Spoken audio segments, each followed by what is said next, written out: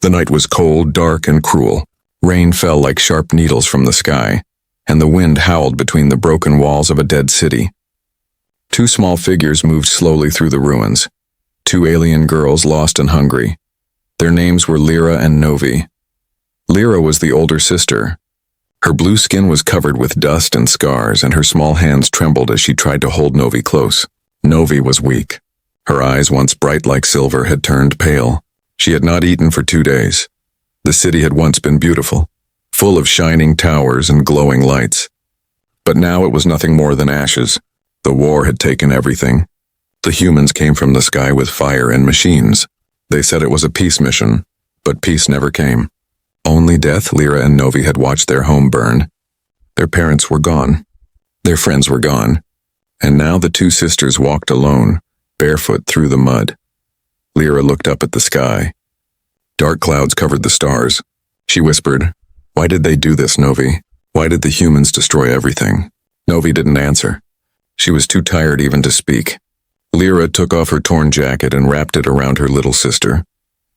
"Don't sleep yet," she said softly. "If you sleep now, you'll get cold." They found an old shelter, half of a building that still stood after the bombing. There was a broken door and pieces of glass on the floor. They sat in the corner, hugging each other for warmth. The rain outside became stronger.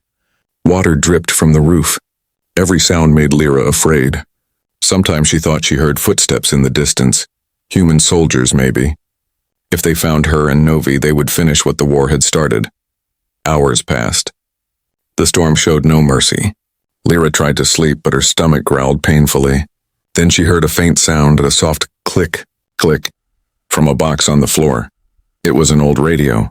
Lyra remembered her father using one long ago before the war. She brushed away the dust, turned the knob, and a weak light blinked on. Static filled the air, sharp and loud. But then, a voice, a human voice. "This is Outpost 9. If anyone can hear me, you are not alone. Please respond." Lyra froze. Her heart started beating fast. A human, the same kind that had killed her family. Novi opened her eyes slowly. "What is that?" "It's a man." "A human," Lyra whispered. The voice came again. "If anyone needs help, I can still help. You just have to answer." Lyra stared at the small radio. Every part of her wanted to smash it, to throw it away. But another part, a quiet, desperate part, wanted to believe it. Maybe not all humans were monsters. Maybe this one was different. She looked at Novi, shivering beside her. "What if it's a trap?" Novi whispered weakly. "It might be," Lyra said. "But if we do nothing, we'll die anyway." The rain hit harder, thunder shaking the ground. Lyra took a deep breath, grabbed the radio, and pressed the red button. We need help," she said softly. "Please." There was silence. Then the human voice spoke again, calm and steady. "I hear you. Stay where you are." "I'm coming." Lyra's hands shook. She looked out into the storm, seeing nothing but darkness. "He's coming," she whispered. "A human is coming." Novi's small hand clutched hers tightly. Neither of them knew if it meant safety or death. Outside, the wind screamed through the broken streets. In the distance, the faint sound of an engine began to rise, echoing through the night, and that was the moment everything changed. The human who answered. The radio went silent again. Only the sound of rain filled the broken room. Lyra held the radio close to her chest, afraid to believe what she had heard. A human voice, soft, calm, and kind. It didn't sound like the soldiers who shouted orders or dropped bombs. This one sounded human in a different way. Novi sat beside her, shivering. "Do you think he's really coming?" she asked quietly. Lyra didn't know what to say. "Maybe," she whispered. "But if he does, we must hide first. If it's a trap, we run." Far away, across the ruined plains, Eli Carter sat in a small metal room lit by a single lamp. He stared at his radio, heart pounding. He had been alone for months, one of the last humans left on this planet. The war had ended long ago, but Eli had stayed behind. He used to repair satellites and machines for the human army. When the fighting stopped, everyone left. Everyone except him. He had nowhere to go, and too many ghosts in his memory. He had seen cities burn, alien families screaming, and his own daughter lost in the chaos. He could still hear her small voice calling for him in the fire. He had never found her body. Now, hearing this alien child's voice through the static, it felt like fate was calling him again. 2 girls. No home, he murmured. He leaned closer to the radio. Don't worry, little one. I'm coming. He grabbed his old jacket, checked his revolver, not to fight but to protect, and filled a small bag with food, water, and heat blankets. Outside, the wind howled. The sky was dark, heavy with storm clouds. But Eli started his rover anyway. The engine coughed and came to life. He entered the coordinates he had traced from the radio signal. It was deep inside alien territory, a place no human had gone since the war. He didn't care.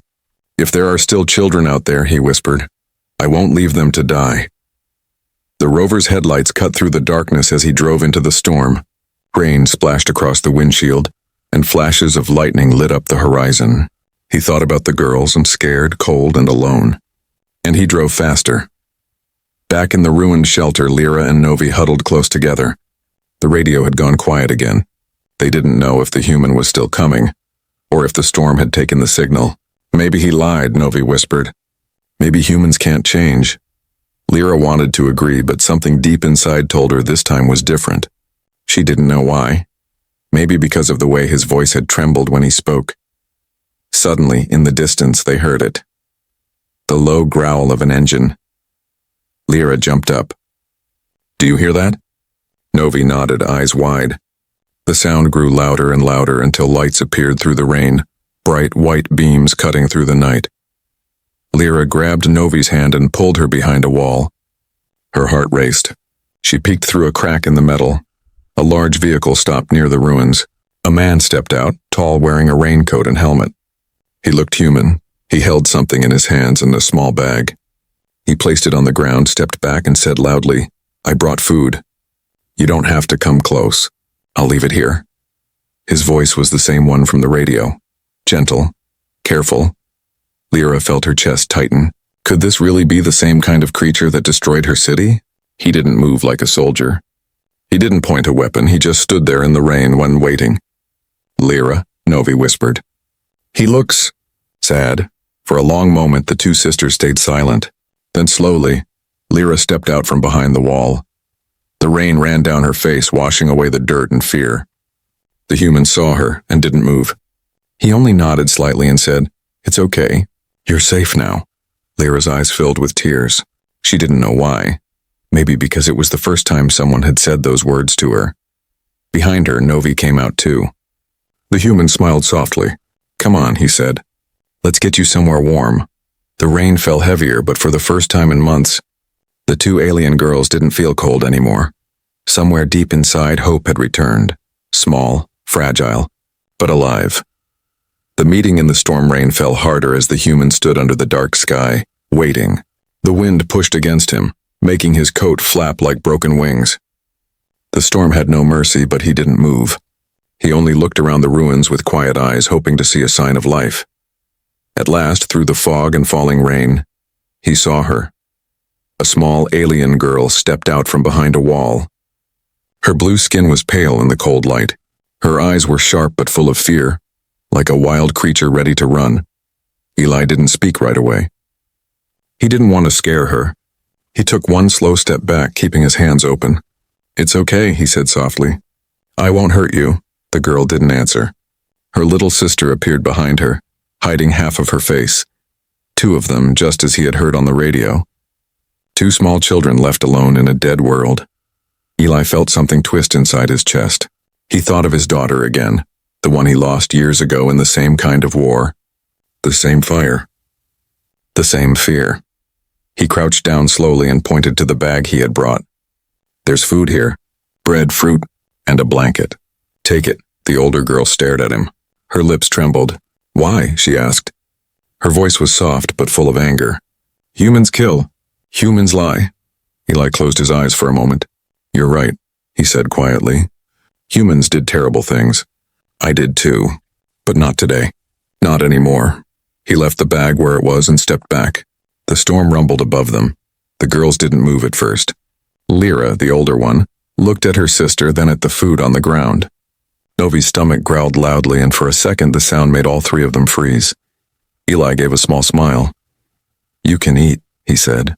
"I'll wait here." He took off his jacket and laid it on a rock, then sat down under the rain. He didn't try to come closer. He didn't even look at them directly. Slowly, Lyra walked forward. Her bare feet touched the wet ground.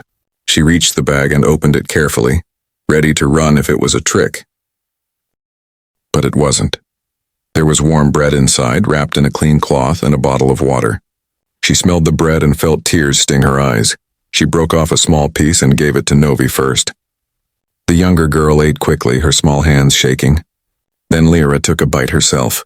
It was the first real food they had tasted in days. Eli watched quietly. He didn't say anything, he didn't need to. Sometimes silence was the only way to show kindness. After a while, the rain began to slow.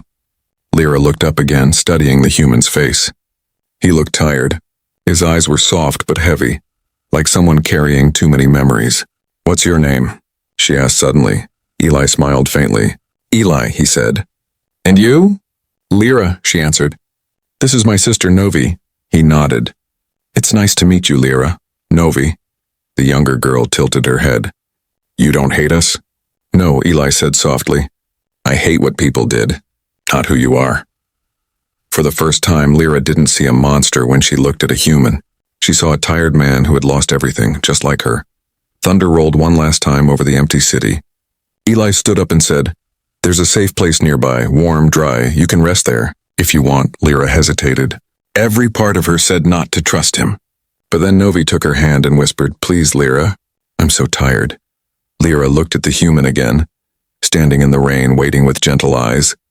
Finally, she nodded once. "Show us," she said. Eli smiled, just a small, quiet smile. He turned and began walking toward the distant lights of his shelter. The two alien girls followed slowly behind him, their footsteps echoing in the wet streets. For the first time since the war, a human and aliens walked together, not as enemies, but as something new. Hope flickered again in the stormy night. Shelter in shadows, the rain had finally stopped. Only soft drops of water still fell from the broken roofs and metal beams. The three of them, Eli, Lyra, and Novi, walked quietly through the dark streets. The sky above was gray and full of smoke. The war had ended, but the air still smelled like fire and ash. No one spoke. Only the sound of footsteps and dripping water filled the silence. Lyra kept watching the man in front of her. He walked slowly, careful not to make sudden moves. His back looked strong but lonely, like someone carrying invisible weight. After some time, they reached an old cargo base on the edge of the city. The gate was broken, half buried in mud. Eli pushed it open with both hands, and the sound echoed through the empty air. Inside, there were machines, old crates, and a generator humming softly. It was warmer than outside, the air dry and still. To the two alien girls, it felt like another world. Eli turned to them. "It's not much," he said quietly, "but it's safe." He went to a small storage box, pulled out 2 clean blankets, and laid them near a heater. Then he took out cans of food, opened them, and poured the contents into metal bowls. The smell of hot soup filled the room. Lyra and Novi sat close together, watching him with cautious eyes. "You can eat," Eli said gently. "It's not poisoned." Novi smiled shyly, grabbed the bowl, and began to eat. Lyra waited a few seconds before she tried it too. The warmth spread through her body, and for the first time in weeks she felt something close to peace. After they ate, Eli handed them small towels and a box with clothes. "You can clean yourselves," he said. "There's water in the tank behind the room." The girls disappeared into the back, and for a while Eli sat alone, staring at the radio on his desk. He turned it on, static again, no signal. Maybe no other humans were left nearby. When the girls came back, they looked different, cleaner, calmer. Novi had wrapped herself in a large gray jacket that looked funny on her small frame. Eli laughed softly.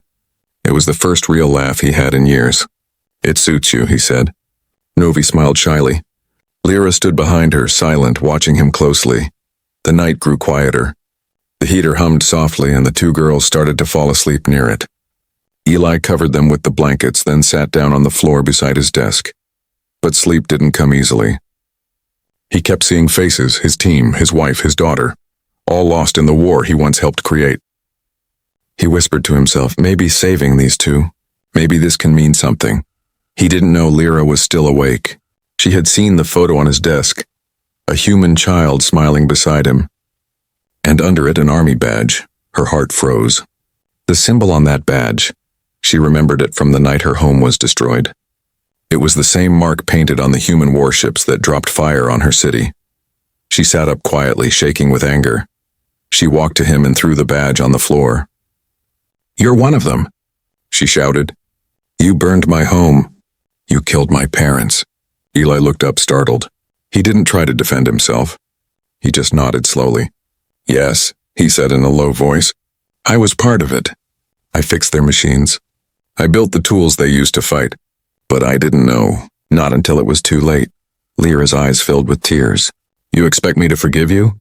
Eli shook his head. "No, I don't expect that. But I can try to make it right. I can protect you now if you'll let me." The room went quiet. The only sound was Novi's soft breathing as she slept by the heater. Lyra looked at her little sister, peaceful, warm, safe for once. Maybe this human was not like the others. Maybe monsters could change, even if it took years of regret. She said nothing more. She just sat down beside Novi and turned away from him. Eli stayed awake the rest of the night, staring into the shadows. The same shadows that had followed both humans and aliens since the war began. But somewhere in that silence, something small began to grow, it not trust yet, but something close to it. The soldiers come. The morning came slowly. A thin gray light touched the windows of the cargo base. The storm had ended, but the world still looked cold and broken.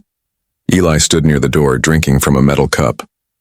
The girls were still sleeping, their faces calm under the blankets. For a moment, everything felt peaceful, almost normal. But peace never lasted long in a world like this.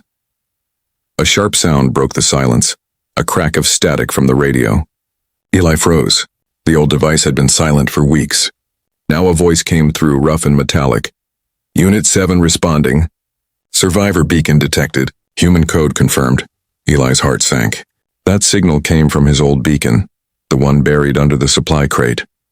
He had forgotten to disable it. The soldiers were coming. He turned off the radio quickly and looked at the girls. Lyra was already awake. Her golden eyes were sharp and full of worry. "What's wrong?" she asked. Eli didn't answer right away. He looked out the small window, smoke in the distance and dust clouds rising. Military trucks. Human ones. "We have to leave," he said firmly. "Now." Lyra grabbed Novi's hand, shaking her awake. "But why? Who's coming?" Eli packed what little food he could carry. "Humans," he said quietly.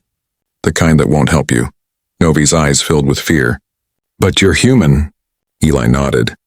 "Yes, and that's why I know what they'll do if they find you." They ran out through the back door, moving between broken walls and old machines. The sound of engines grew louder. Voices shouted orders. Metal doors slammed open. Lyra glanced back and saw armored soldiers pouring into the base. Their helmets glowed red in the smoke. "Search every room. Scan for alien DNA," one of them yelled. Eli led the girls through an old tunnel that went beneath the base. It was dark and smelled like rust, but it was their only chance. As they crawled through the narrow path, Lyra whispered, "They're your people." "Why are you helping us?" Eli didn't stop moving. "Because I used to be like them. Because I did enough harm already." He turned a corner and opened a metal hatch at the end of the tunnel. The three of them came out behind a ridge of rock overlooking the wasteland. Far behind them, smoke rose from the base.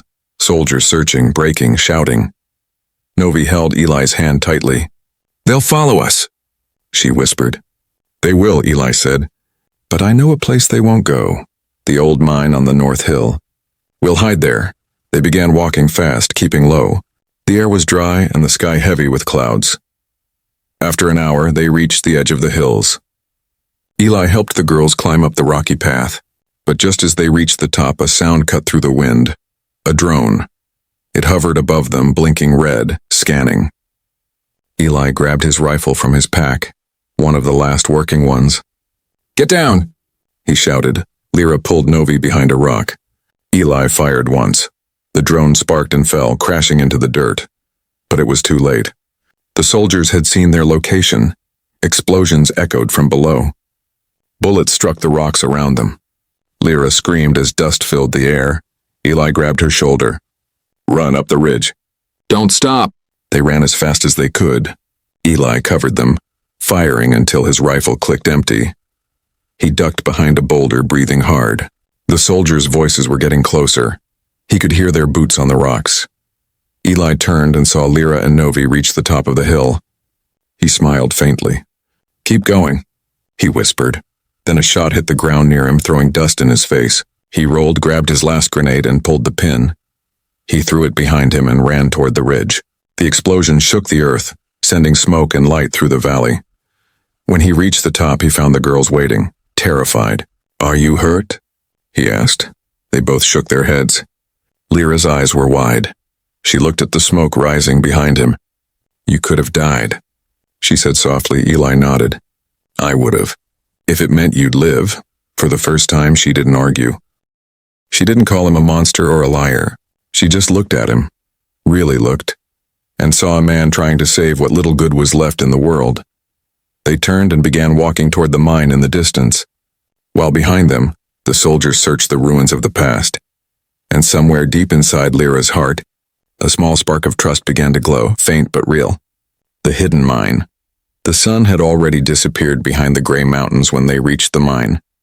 The air was cold again, thin and sharp. Wind whispered through the cracks in the rocks, carrying the sound of distant thunder.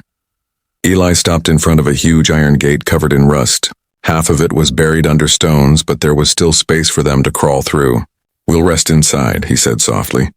It's deep. No scanners will find us here. Lyra helped Novi climb first. The little one was shaking, tired and scared. Inside the mine, it was dark. The light from outside faded fast, swallowed by the shadows. Eli pulled out a small flashlight and switched it on.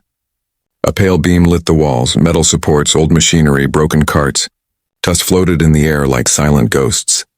They walked carefully down the tunnel until they reached a wider room. Eli dropped his bag and set down a portable lamp. The soft orange light made the space feel a little warmer. This used to be a refuge during the war, he explained. Some of us hid here when everything fell apart. Lyra looked around. There were old human markings on the walls. Numbers, warning signs, even drawings. But there was something else too. Strange symbols glowing faintly, drawn in blue paint. These aren't human, she said quietly. Eli frowned. He walked closer and touched one of the marks. The paint shimmered slightly under his hand, but almost alive. No, he murmured. They're alien. Your people were here. Lyra's breath caught. Then maybe others survived. Eli didn't answer. He didn't want to give her false hope. He turned on a small heater and handed them both water. Novi leaned against Lyra, half asleep. Her skin glowed faintly in the dim light, a soft blue hue, delicate and beautiful. For a moment, Eli forgot the war, the soldiers, the pain. He saw them as they truly were. Not enemies, not creatures, but children of another sky. You should rest, he said quietly. We'll leave when it's safe. Lyra nodded, but she didn't lie down.